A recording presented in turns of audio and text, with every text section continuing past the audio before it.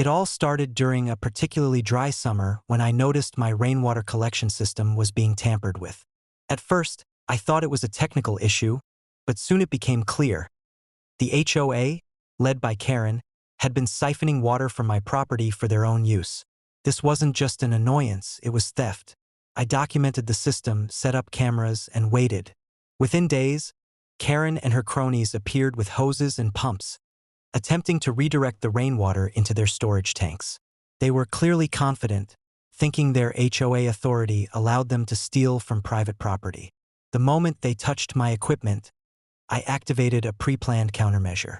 Using strategically placed valves and diversion channels, I redirected the stolen water directly back toward the HOA's office, flooding their lobby, parking lot, and even their files.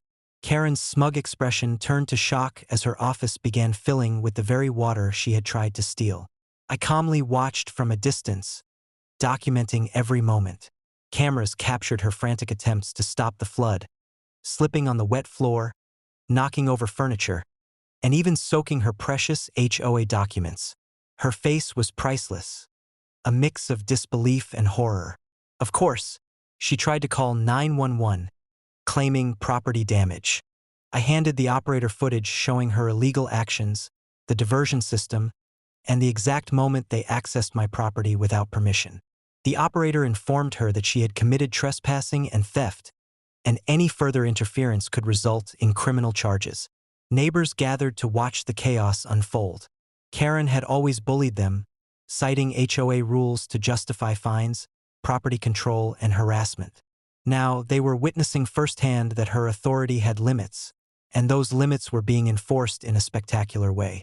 Grandpa, my retired sheriff, arrived shortly after to oversee the aftermath. He reviewed the property layout, the diverted water system, and the HOA's actions.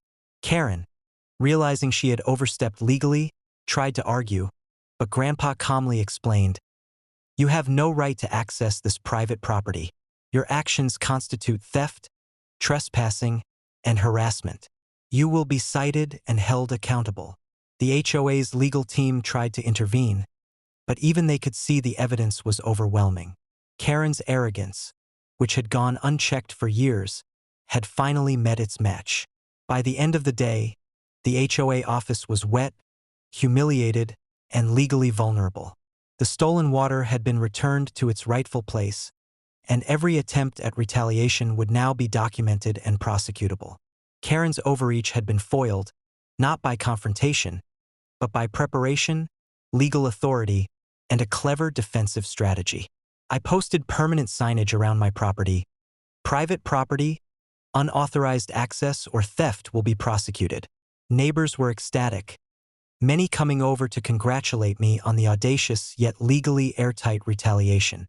Karen, meanwhile, faced potential criminal charges for theft and trespassing, as well as a public relations disaster that would haunt her for years. This incident reinforced a simple truth: entitlement and audacity are no match for preparation, legal authority, and strategic action. Karen had assumed she could exploit my resources with impunity, but her greed had backfired spectacularly. The HOA's arrogance was fully exposed, her theft thwarted, and justice served in the most poetic way possible. Peace returned to the property, the water flowed where it belonged, and Karen's reign of petty intimidation was thoroughly dismantled. It was a vivid reminder to everyone in the community that authority is only valid when backed by law, and Karen had none.